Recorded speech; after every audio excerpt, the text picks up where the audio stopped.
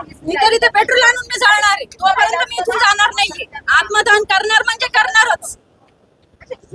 जी बाई पुण्याच्या कार्यकर्त्यांनी बाईला तिकीट देतात.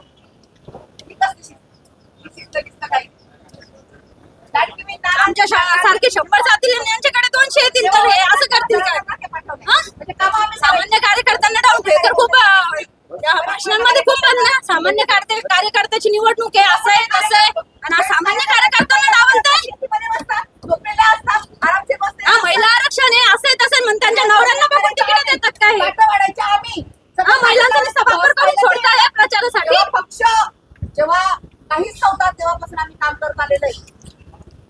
असं डावललं जातं म्हणजे मी काय आता नवीन नाहीये, 18 वर्ष झालेत मला.